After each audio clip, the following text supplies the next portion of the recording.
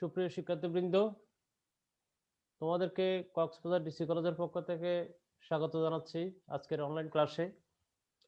তোমরা জানো আমাদের প্রতিদিনকার অনলাইন ক্লাস আমাদের সুযোগ্য অধ্যক্ষ মোহাম্মদ ইব্রাহিম স্যারের নির্দেশনায় আমরা দিক নির্দেশনায় করে থাকি।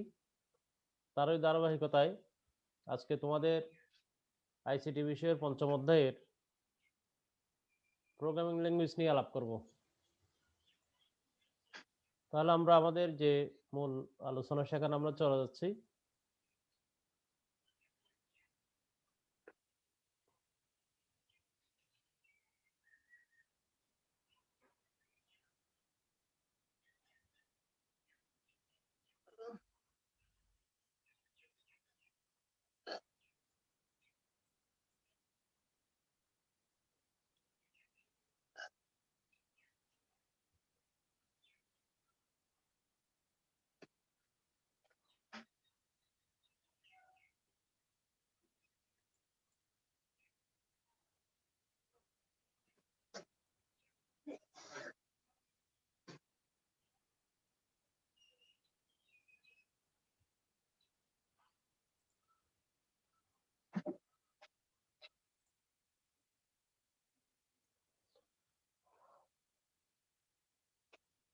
আচ্ছা, আমরা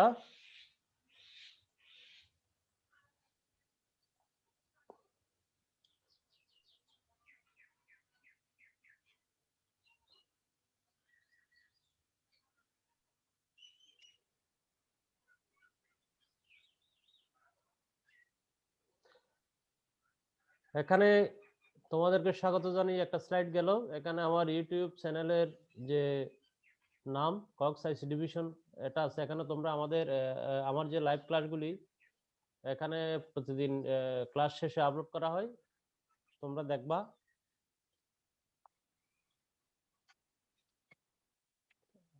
পঞ্চম অধ্যায় নিয়ে আমরা আলোচনা করব প্রোগ্রামিং ল্যাঙ্গুয়েজ।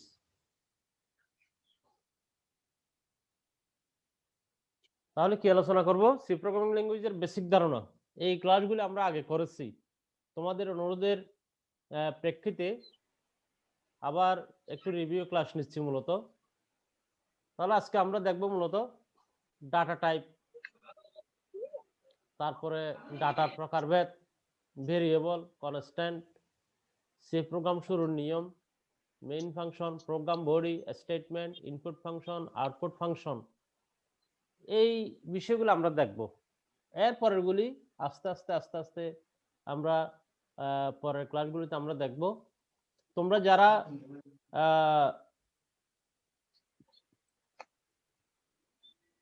তোমরা ভিডিও মোডে আসার চেষ্টা করো, একটু যাদের নেটওয়ার্ক ভালো আছে ভিডিও মোডে আসার চেষ্টা করো।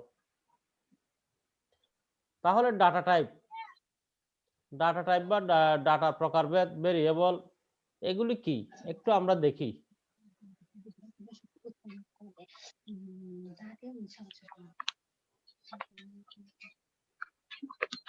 তাহলে দেখো, আমরা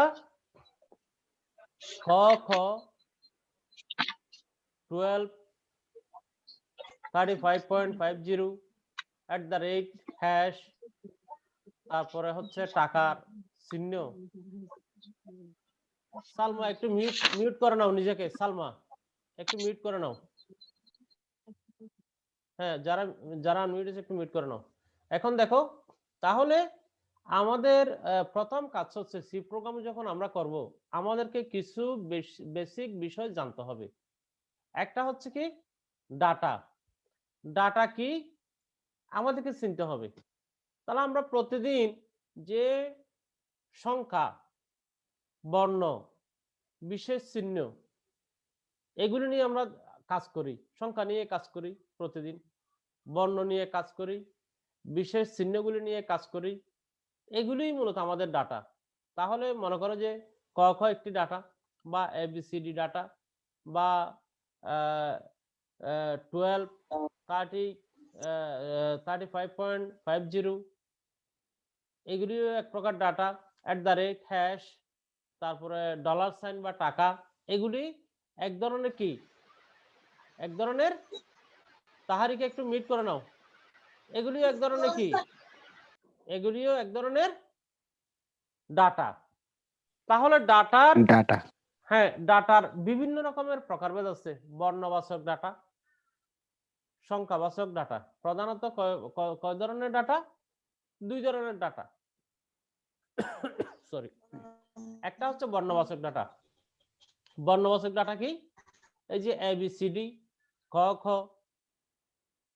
তারপরে এগুলো হচ্ছে বর্ণবাচক ডাটা।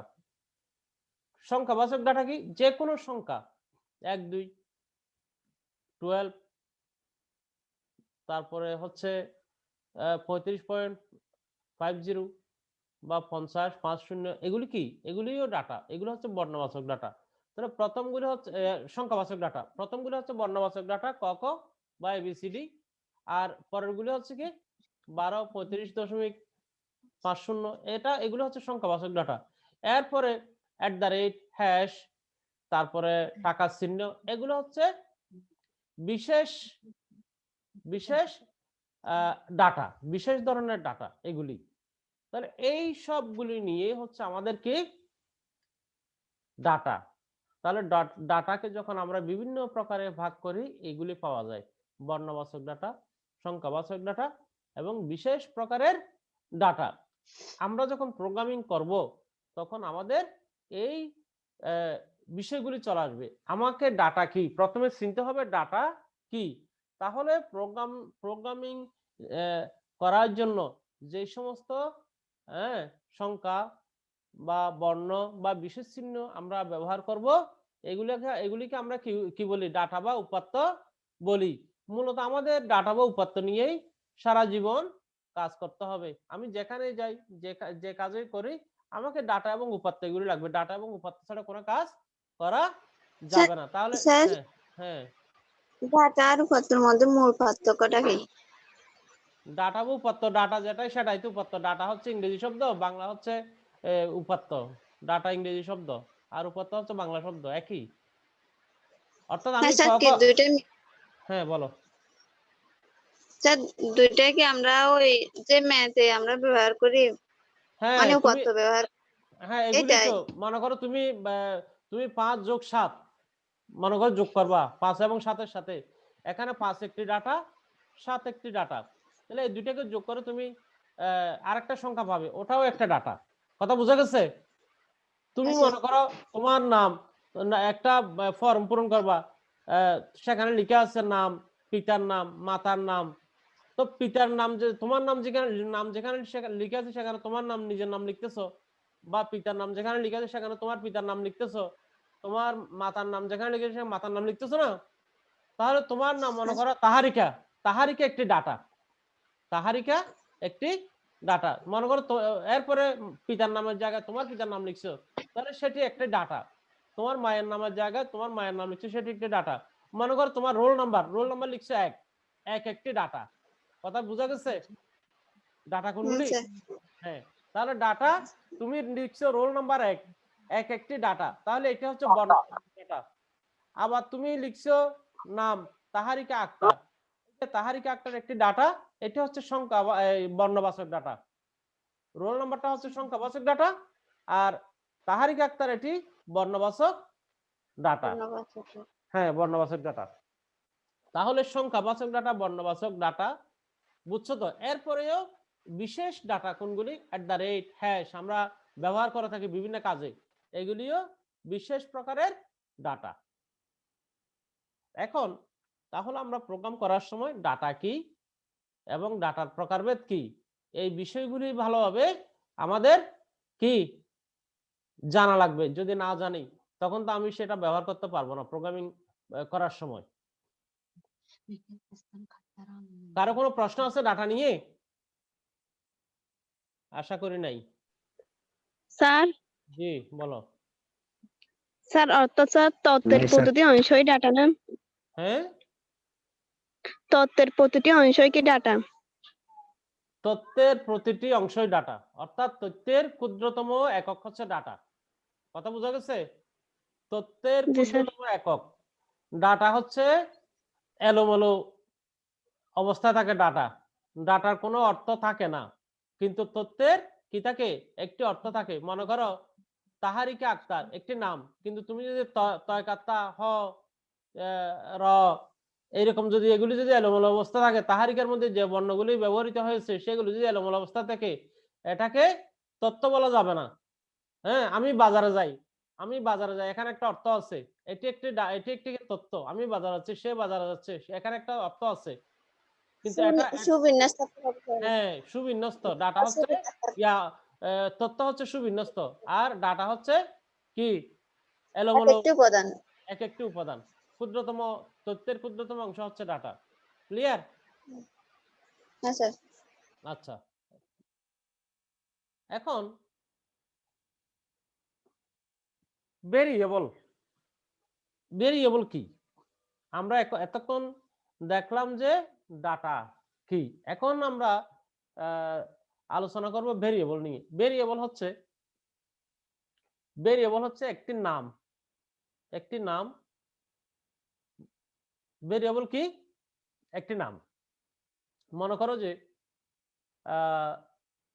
একটি ফর্ম যখন আমরা পূরণ করি, তোমাদের মনে করো সামনে ফর্ম ফিল আপ হবে, ফর্ম ফিল আপে তোমাদের তথ্যগুলি দেওয়া লাগবে না? মনে করো তোমার নাম, ওখানে পিতার নাম, মাতার নাম, জন্ম তারিখ ইত্যাদি ইত্যাদি থাকবে না? তাহলে এখানে নাম একটি ভেরিয়েবল। নাম একটি কি? নাম একটি ভেরিয়েবল। রোল নাম্বার একটি ভেরিয়েবল। নাম একটি ভেরিয়েবল, রোল একটি ভেরিয়েবল, তোমার ক্লাস বা শ্রেণী একটি ভেরিয়েবল, তোমার সেকশন একটি ভেরিয়েবল। এই ভেরিয়েবলের অধীনে আমরা কি রাখবো? ডাটা রাখবো। ভেরিয়েবলের অধীনে কি রাখবো? ডাটা রাখবো। মনে করো তোমাদের 50 জন স্টুডেন্ট তোমরা আছো মনে করো, তো তোমাদের জন্য 50টি ফর্ম দেওয়া হবে। প্রত্যেকটি ফর্মে কি আছে? রোল নাম্বার, নাম এগুলো থাকবে না? থাকবে? থাকবে। হ্যাঁ, প্রত্যেকের ফর্মে নাম এবং রোল নাম্বার এই দুইটা মনে করো ভেরিয়েবল থাকবে। তাহলে প্রত্যেকে কি নামের জায়গায় একই নাম হবে? প্রত্যেকের নাম কি এক হবে ফর্মে? না, হবে না। ওই নামটা শুধু এক থাকবে, কিন্তু নামের অধীনে যে তথ্যটা সেটা কিন্তু এক থাকবে না। তাহলে এক না থাকে কি হবে? প্রথম যে রোল নাম্বার 1, সে নাম লিখবে মনে করো তাহারিকা আক্তার। রোল নাম্বার যার 2 হবে সে লিখবে শফিউর রহমান। রোল নাম্বার যার 3 হবে সে লিখবে মনে করো সালমা ইসলাম। এভাবে লিখবে না? ওই নামটা ঠিক থাকবে, কিন্তু নামের অধীনে যে তথ্যগুলি আমরা লিখব নামের এগেইনস্টে, সেগুলি বারবার কি হবে? পরিবর্তন হবে। তাহলে ভেরিয়েবলের সংখ্যা হচ্ছে এরকম। ভেরিয়েবলের সংখ্যাটা হচ্ছে এরকম, যার মান বারবার পরিবর্তন হয়। যার মান বারবার পরিবর্তন হয় তাকে আমরা কি বলি? যে রাশির মান বারবার পরিবর্তন হয় তাকে আমরা কি বলি? ভেরিয়েবল বলি। অর্থাৎ যে রাশির মান বারবার পরিবর্তন হয় তাকে ভেরিয়েবল বা চলক বলে। যে রাশির বারবার পরিবর্তন হয় তাকে ভেরিয়েবল বা চলক বলে। তো রাশি কি? নাম একটি রাশি। নাম একটি রাশি। একটি ফর্ম সেটিকে ফটোকপি করে 50টি করা হয়েছে। 50 জন ছাত্রছাত্রীর মধ্যে এটা বিলি করা হয়েছে। ওই নাম নামক ভেরিয়েবলটা সব ফর্মে একই আছে, কিন্তু ওই নামের অধীনে যে তথ্যটা লিখবে 50 জন স্টুডেন্ট, তথ্য কিরকম হবে? 50 রকম হবে না? 50 রকম হবে তথ্যটা। তাহলে যে রাশির মান বারবার পরিবর্তন হয়, তাহলে যে রাশির মান, তার মানে নামের যে মানটা সেটা বারবার কি হবে? পরিবর্তন হবে। রোল নাম্বারের যে তথ্যটা সেটা বারবার পরিবর্তন হবে। রোল নাম্বার যার 1 ছিল, পরের জন কি 1 লিখবে? 1 লিখবে না, পরের জন লিখবে 3। এইভাবে 50 জন হলে 50টা রোল নাম্বার আসবে, 50 রকমের রোল নাম্বার আসবে, 50 রকমের নাম আসবে। এই যে রাশি, এই রাশির মানগুলি বারবার কি হচ্ছে? পরিবর্তন হচ্ছে। সে কারণে আমরা বলবো ভেরিয়েবলের সংজ্ঞা কি? যে রাশির মান বারবার পরিবর্তন হয়, হ্যাঁ বারবার পরিবর্তন হয় তাকে আমরা ভেরিয়েবল বা চলক বলবো। ভেরিয়েবল বা কি বলবো? চলক বলবো। হ্যাঁ, ভেরিয়েবল বা চলক বলবো। এখন ভেরিয়েবল কিভাবে ঘোষণা করতে হয়? ভেরিয়েবলটা কিভাবে আমরা ঘোষণা করব। এখন দেখো কিভাবে ঘোষণা করতে হয় ভেরিয়েবল বা চলক। আমরা এখানে আমি সরাসরি দেখাচ্ছি।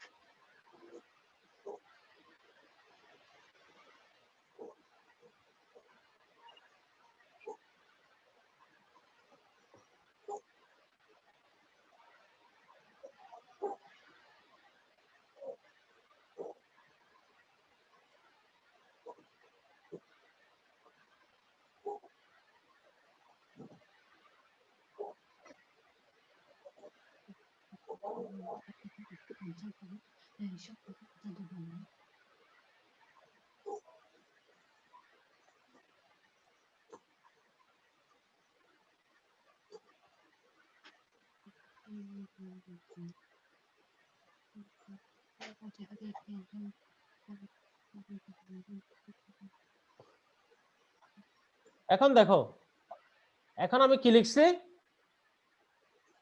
দেখা যায়? হ্যাঁ স্যার। কি লিখছি? Data type variable. Data type, তারপর একটা স্পেস আছে, একটা হচ্ছে ডাটা টাইপ আর একটা হচ্ছে ভেরিয়েবল নেম। হ্যাঁ sir. Data type variable name. Variable name, তারপরে আছে কি এই যে তারপর আছে সেমিকোলন। প্রথমটা হচ্ছে ডাটা টাইপ, প্রথমটা কি? স্যার হ্যাঁ আপনার স্যার ডান এগুলো পাশের গুলো স্যার বুঝলে? আমরা এগুলো কোথায় লিখবো? Data type, variable name. এগুলি আমরা সি প্রোগ্রাম যখন করব সেই প্রোগ্রামে আমরা লিখব। প্রোগ্রাম করার সময় এটা আমি দেখাচ্ছি উদাহরণটা কিভাবে আমরা এটা ঘোষণা করব, ভেরিয়েবল কিভাবে ঘোষণা করব তার নিয়ম দেখাচ্ছি। তাহলে ভেরিয়েবল ঘোষণা করার নিয়ম হচ্ছে প্রথমে লিখতে হবে ডাটা টাইপ। কি লিখতে হবে? ডাটা টাইপ লিখতে হবে। তারপরে স্পেস দিয়ে, এই স্পেস দিয়ে, স্পেস মানে কি খালি জায়গা সৃষ্টি করে একটা স্পেস দিয়ে তারপরে লিখতে হবে ভেরিয়েবল নেম। সবার শেষে দিতে হবে সেমিকোলন। সবার শেষে কি দিতে হবে? সেমিকোলন। সেমিকোলন। হ্যাঁ, এটা হচ্ছে নিয়ম, এটা হচ্ছে কি নিয়ম। এখন উদাহরণটা কি রকম হবে দেখো। উদাহরণটা হবে ডাটা টাইপ হচ্ছে INT, ইন্ট। ইন্ট দিয়ে একটা স্পেস, ওই যে এখন ডাটা টাইপ আমি লিখে ফেলছি। ডাটা টাইপের পরে কি আছে? একটা স্পেস আছে। স্পেসটা কি? স্পেসটা আমি দিলাম, এই যে কিবোর্ডের স্পেস বার চাপলে একটা স্পেস হয়ে গেছে। তারপর হচ্ছে ভেরিয়েবল নেম। ভেরিয়েবল নেম হচ্ছে মনে করো যে রোল। রোল, রোলের পরে কি আছে? একটা শেষে কি দিতে হবে? সেমিকোলন। তাহলে ডাটা টাইপ হচ্ছে ইন্ট, ভেরিয়েবলের নাম হচ্ছে রোল, তারপর হচ্ছে কি সেমিকোলন। আরো একটা উদাহরণ আমি দিচ্ছি। তারপর হচ্ছে CHAR ক্যারেক্টার, তারপর হচ্ছে নেম, তারপর হচ্ছে সেমিকোলন। তাহলে এখন আমি দুইটা ভেরিয়েবল ঘোষণা করলাম। কি করলাম? দুইটা ভেরিয়েবল ঘোষণা করলাম। একটা হচ্ছে ইন্ট রোল, অর্থাৎ রোল নাম্বার যে ভেরিয়েবলটা আমি লিখেছি। এই তাহারিকে মিট করো, মিট করো। যে